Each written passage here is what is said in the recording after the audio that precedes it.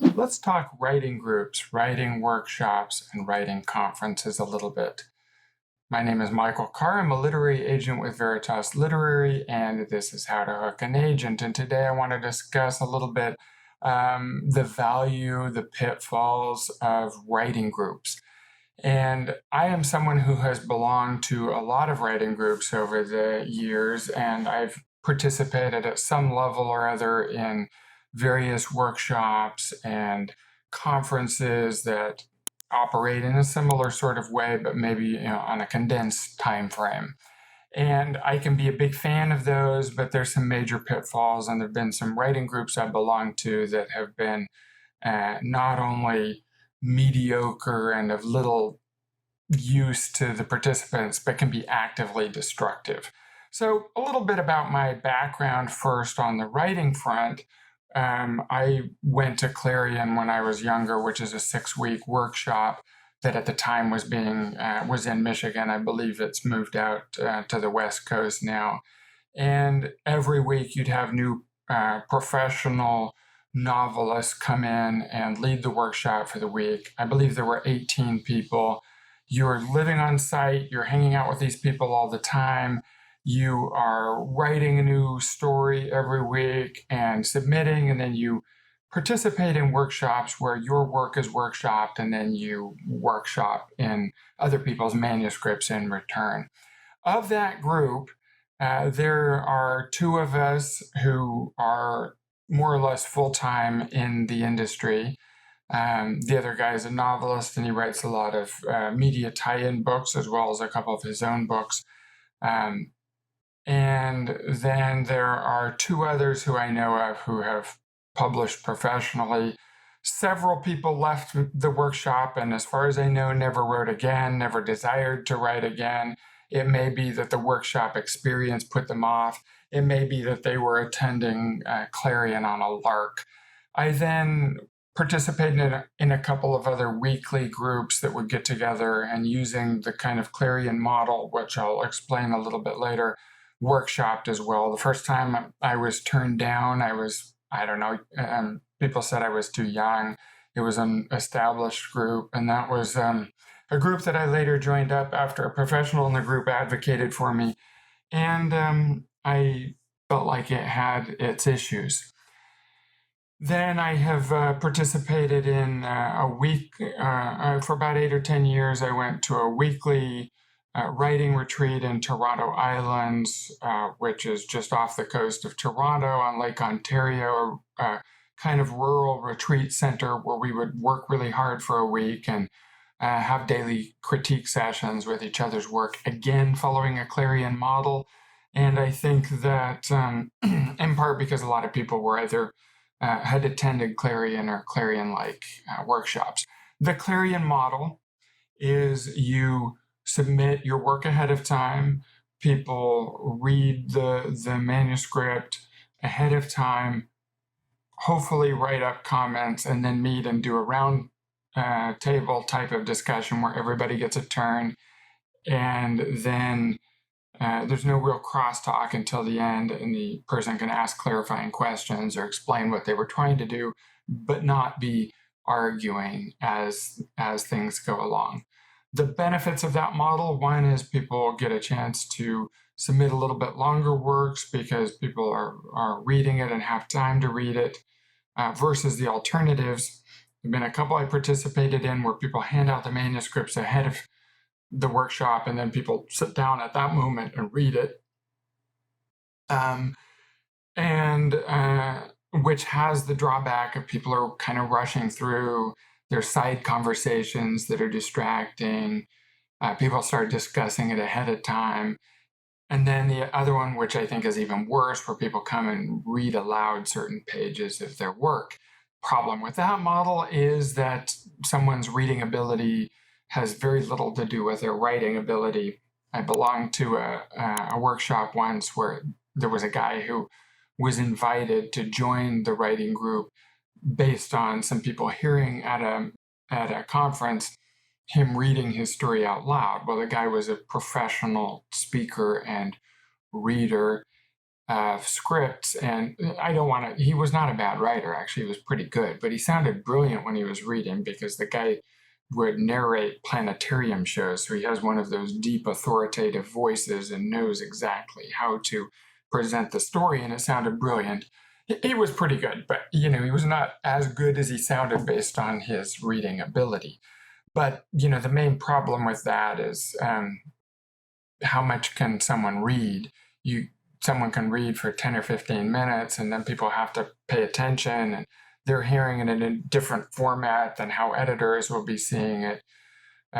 So, I don't think that's a very good format. Now, the main issue, I think over time, most people have gone to the reading ahead model, and we are in a virtual world, and we were in a virtual world even before COVID-19 hit, where a lot of groups had moved online and either were in public or semi-public online groups, or they were in Slack channels or email groups or things where people go back and forth. And I have personally facilitated the formation of a few of these groups when I've had a workshop at a conference, and there has been an affinity between people when talking about their fiction in the group, and they have gotten together and formed an online group that has continued afterwards. And that can be just as valuable, if not more valuable, than having a group that meets every week, because the group that meets every week might be anxiously thinking about where they're going to go out to eat afterwards, or there could be I guess virtual groups have personality conflicts too, but maybe it's a little bit different sort of a thing. So the benefits, let's talk about the benefits. The first and most obvious benefit is you can get some feedback from people who are not, have some skin in the game themselves. So someone who's in a writing group is presumably a writer who is going to have a good understanding of what you're trying to do and is going to respect it.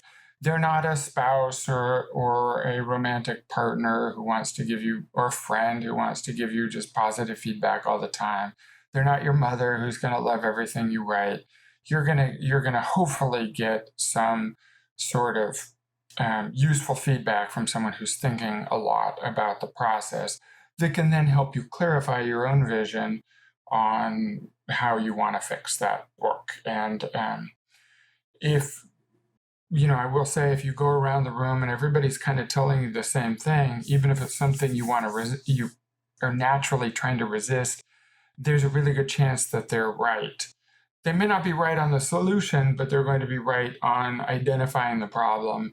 If everybody's saying, I just don't believe he would do that, you should be doing this instead, the I don't believe he would do this part is almost certainly right.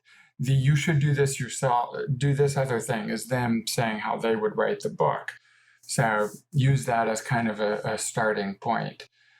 That's the most obvious thing, but it's not the most useful thing. The most useful thing about reading and getting feedback about stories is not the feedback you are receiving, but the feedback you are giving. This was a realization I had at one point, that I realized I was learning a lot more by reading people's manuscripts as a non-reader, but as a critical, aspiring writer who is looking for pointing out where things are working and where things are not working. And it made me think about the fiction in a slightly different way. And a lot of times you can see, even with other aspiring writers, you can see, wow, this guy does dialogue really, really well. Or I love the way that she is world building here in this scenario. And at the same time, you can look and say, I didn't buy this scene or this transition, or this action felt kind of clunky, or any number of criticisms that you might have, and it makes you reflect a little bit on, do I have that problem? Talking about it as a way for you to kind of learn and improve with those skills yourself. And maybe you do it better, but maybe the reality is you're not doing it any better than they are. But recognizing the problems and learning to think critically about how fiction is working and not working. In fact, I would say that one of the most useful things that we did in a writing group I belong to is we would take a professionally published short story, recently published, and kind of go through the same criticism of that. Where did it work? Where did it not work? And here's something that's clearly working at a professional level, or it wouldn't have sold for money and been published in this magazine for thousands of people to read it. Doesn't mean it's perfect, but gave us a little bit of analysis. And we go through this. Why did this sell? And sometimes it was a little baffling, but a lot of times it was, pretty obvious why. Okay, so those are the obvious positives about a writing group, to which I would add having a couple of other briefly, or one, having discipline. If you are signed up for a certain slot, you're going to have to produce that. And secondly, to be talking on a regular basis with other writers in what is generally a very solitary sort of field. Most of the time we're working inside of our own head, and it really helps when we can go to a conference or a workshop or a writing group and everybody talks about, and everybody there is acting as if we were professionals and taking this seriously. It's not like you talking to a coworker and then blowing you off. Like, yeah, he's always talking about his book. These are people who are hopefully going to be supportive and are going to think about things in the same way you do. And as you talk with them, then, it reinforces in your mind the fact that you are a professional or aspiring professional, and keeps you going throughout those kind of difficult periods of querying and submitting and all of the other. So the downsides, and there are some legitimate downsides. One of those, I would say this doesn't happen all the time, but all it takes is one person. And I had a writing group break apart because there was that one guy, someone who is jealous when someone else has success, someone else who wants to score points, like they are giving feedback and they're more interested in getting someone to laugh at their little witty comment. In my experience, I found that some of these people are the people who are producing the least. And it's really hard when you get someone who's not producing, because the rule of any writing group should be only producing writers. You comment on other people's stuff, you get your stuff commented on. You can't submit to the group and then blow off the meetings where you are not getting your stuff commented on. But similarly, you don't get to comment on every story that comes in without putting your own fiction forward. And this is part of it, because sometimes there are people out there who are not producing. Maybe they were in the past and they need that hard conversation, but they're not producing right now, and they are passing off their insecurities on tearing down other writers. And I don't mean pointing out flaws in fiction. I mean being nasty and vicious. And there you can get some terrible comments out there. Now, the best way to give a commentary that has some kind of bad material in it, or some unpleasant facts that you need to relay to someone who has given you their manuscript to read, is what I call the crap sandwich, right? So it's got a part on the top that's kind of pleasant.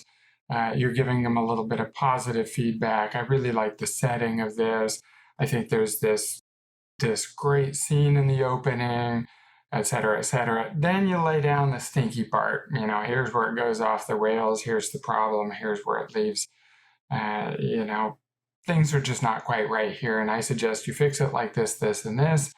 And then at the end, you're going to deliver some more positive feedback again to try to encourage them after you've torn apart their story a little bit. So you start and you end with the good, and the bad, yucky part is in the middle.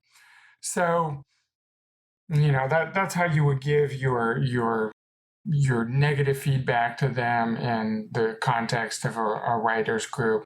Now, on the other hand, the contrast that you have with the people who are giving maybe perhaps too negative a feedback are the people, and you might be one of them, who are constantly giving, really just saying the positive things about the story. And this tends to happen a lot when there's a writing group that has been together for a good deal of time.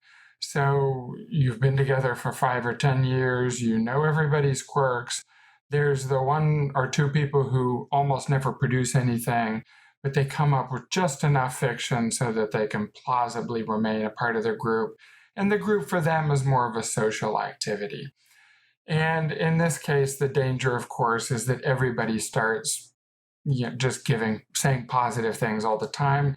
And it's a mutual back-patting association. And while that can be a pleasant social activity, I'm addressing the idea of writing groups with the idea in mind that this is something that you are doing in order to achieve a professional status, so becoming a professional writer.